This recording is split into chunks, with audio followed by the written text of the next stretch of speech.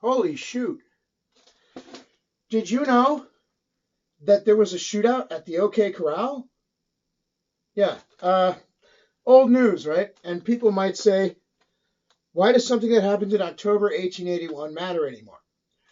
Well, I think it matters to historians. You know, everybody wants to get their interpretation of what happened correct, even if the people that were involved are, no longer around. They've since died of old age.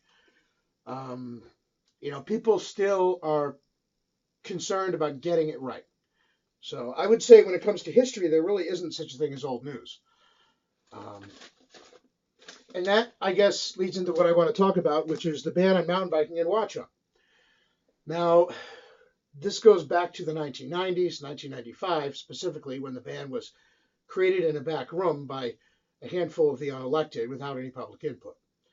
And that's not me saying that. That's what the government said when they responded to my Open Public Records Act requests, which I started filing in 2014.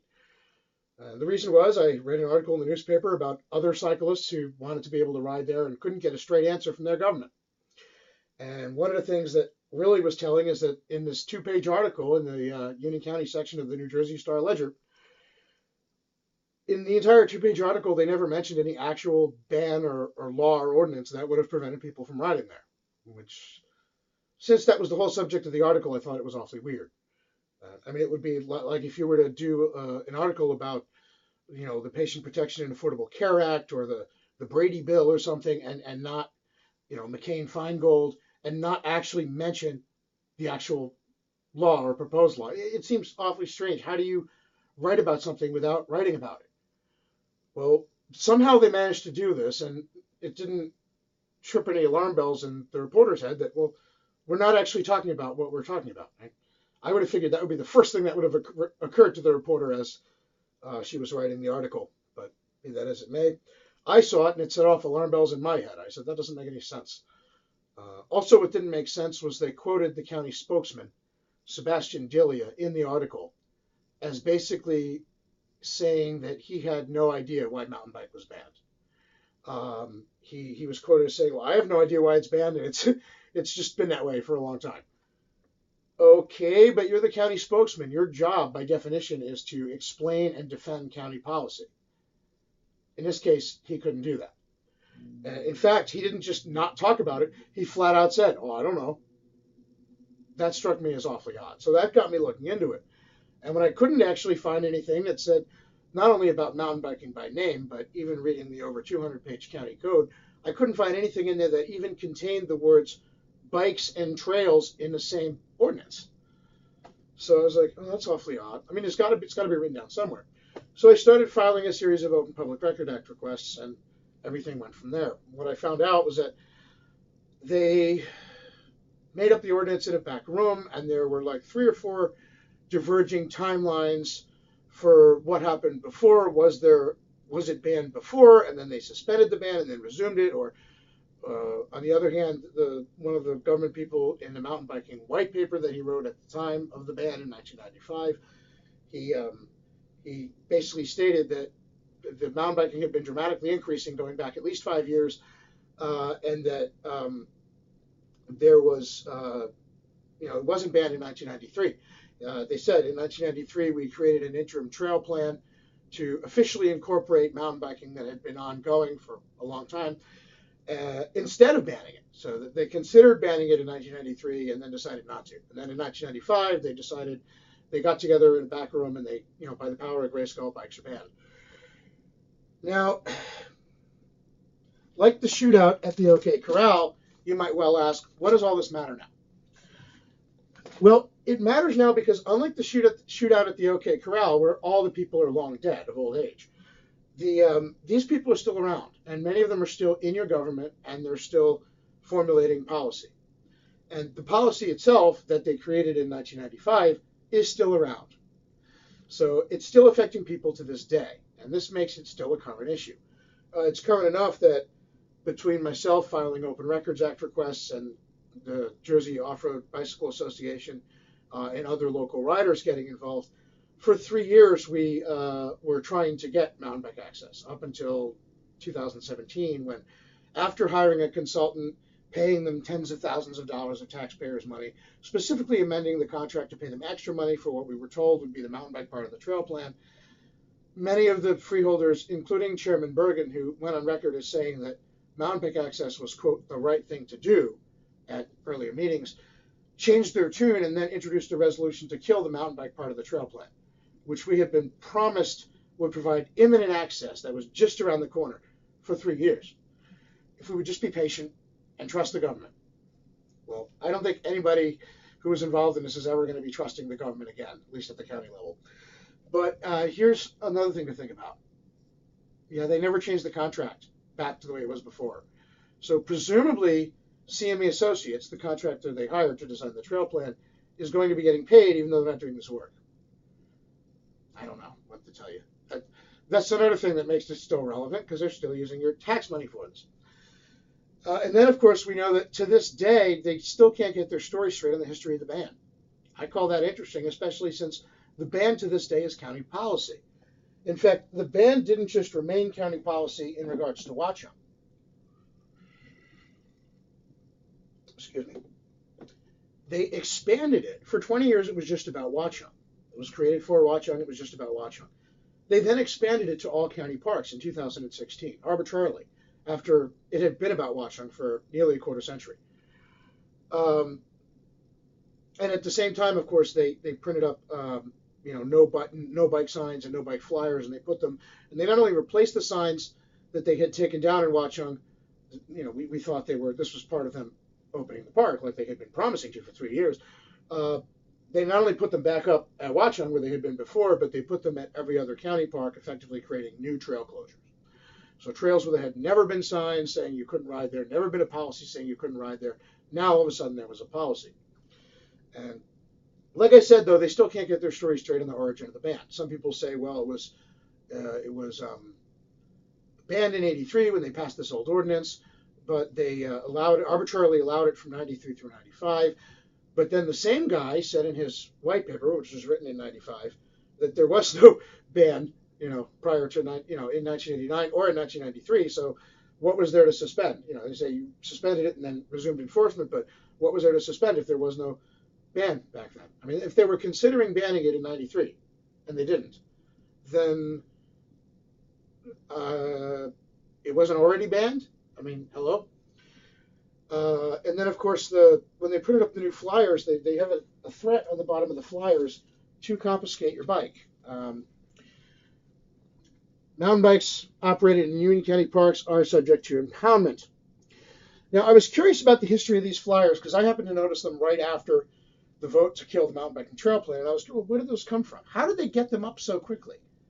I mean, did they even wait for the results of the vote? And knowing what we do about how some of these county governments operate, I was a little suspicious. So I filed an Open Public Record Act request. It was kind of post-gaming, after the fact, to try and figure out what went wrong and did they even, in fact, wait for the vote. And one of the things I asked them about was the origin of these. And what was interesting is they came back with, it's redacted because it's deliberative, so we can't show it to you. Now, there are exceptions to the Open Public Record Act request law for personal information and stuff that's still deliberative. However, the very fact that the flyers exist, and I'm holding them in my hand, indicates that it's no longer deliberative because what they were deliberating was the wording of the flyers. The flyers have already been printed. Also, if what they were deliberating as far as the wording of the flyers was the penalty for riding your bike in the park, which is what the emails presumably talked about, the text was redacted, but there was still a heading on there. Well, that was decided, according to the government, by this ordinance from 1983, so like 40 years ago. If you believe the government's statement that ordinance is about mountain biking. Now, the ordinance talks about regulating riding your bikes on the roads, sidewalks, paths, and says you shouldn't block cars. It doesn't really talk about anything about mountain biking or bikes on the trails in the park. In fact, the word trail's not in there, even though they've been saying for years that there was an old ordinance that banned you from riding your bike on the trails. Another thing that's interesting is the first time this ordinance was ever linked to the 1995 ban on mountain biking was in 2014 when I began filing my Open Record Act requests. They said, well, we don't have anything to provide you about the passage of an ordinance because the freeholders didn't act to ban mountain biking. Oh, but there was an old ordinance. We just resumed enforcing that. Okay, so that's the ordinance then. So they did pass one, right? Well, I mean, depending on how you look at it, either they were admitting that the ordinance was never about mountain biking and they just kind of repurposed it, or they were lying. I mean, but the fact that they've had 20 years to get their story straight and they still can't, that there are at least 3 or 4 disparate timelines for the origin of the ban, that makes this relevant only because the ban is still policy. So, yeah, the fact that you have a policy in place that to this day, having 20 years to kind of get their story straight, the government still can't explain or justify, that means that this old news is still relevant. And it will be relevant as long as those people are still in the government and as long as this policy still remains policy. And the fact was, I ultimately had to sue them to get the email about this threat to confiscate your bike. And of course, what it turned out was the reason they fought it and they fought it, and then they called up and said, "Can we settle?" And the reason they were trying to fight it, probably up until the point where their lawyer told them, "Hey, you don't have a case, you're just going to lose." The reason I think they were trying to keep it under their hat is because they didn't want people to see what was in the email. And what was in the email was somebody from the county parks department telling them that you can't threaten to confiscate the bike just because it's operated in the park. That isn't, there's nothing in the ordinance that they say from 1983 bans mountain biking, whether it does or not. There's nothing in that ordinance about threatening to confiscate your bike. That's not legally authorized. It's misleading, and we shouldn't put it on the signs. Now, they didn't put it on the signs, but they did put it on the flyers that were printed up at the time. And it's worth noting that all these emails are from 2016. So not only did they not wait for the results of the vote to cancel the mountain biking plan to print these up, they printed these up when they printed up the signs at a time when there was no proposal to cancel the mountain bike plan. As far as everybody knew publicly, mountain biking was going forward as they had been promising for 3 years. So why did they print up a whole bunch of these? Why did they print up the new signs? Interesting, isn't it? What's more interesting, I think, is the lengths they were willing to go to hide this. And that happened only this past year. So, you know, the fishiness about the ban, it's not just that in 20 years they haven't been able to get their story straight and nobody can offer a coherent explanation or defense of this policy. The fact that the county spokesman was quoted in a newspaper as saying he had no idea why it was banned. The fact that we have like 3 or 4 different timelines for when it started, which is the simplest aspect of anything. I mean, you know, when did it begin? All still relevant. So, you know, old news sometimes is still important. And I would argue that it's actually not old news because it's still ongoing. Every day that this policy remains in place, it's affecting people. It's denying them park access for what at best are spurious reasons and at worst are outright fabrications. And, you know, if the government really had a reason to ban mountain biking, really had a legitimate basis for this policy, why did we never hear about it?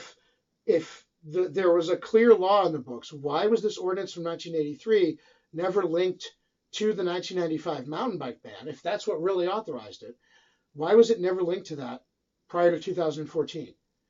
In fact, they mentioned it in my follow-up OPA request when I said, okay, what's this old ordinance? That's when they explained what the ordinance was. But in 2015, in February of 2015, we went to a meeting, the first of many with the county, at the Galloping Hills Golf Course, myself and several other riders who were supposed to represent every bicyclist in Union County. And at this meeting, they had a representative from the contractor, CME Associates, Ms. Stanley, and they had 3 government officials from the Union County system. None of these 4 people thought at any point in that meeting to tell us, hey, you know, we're getting a little ahead of ourselves talking about mountain bike access. They're going to have to change the law first because this is against this old ordinance. Nobody mentioned that at any point. It was only once people really started questioning, well, why is it taking so long? You know, it's been 2 years, it's been 3 years. That's when they started rushing to the forefront with printing up new signs, with talking about this old ordinance, and with making this essentially illegal threat to confiscate your bike. And it's worth noting that it was the head of the Union County, or one of the key people in the Union County Police Department, who told the county people, that's misleading. We shouldn't threaten to take their bikes for operating in the park because we can't do that. That's what they put on the flyers. Yeah. No wonder they really wanted to keep this hidden. And I think that follows the whole history of the ban. The fact that it started out as about mountain bike access in the sense of getting the ban removed.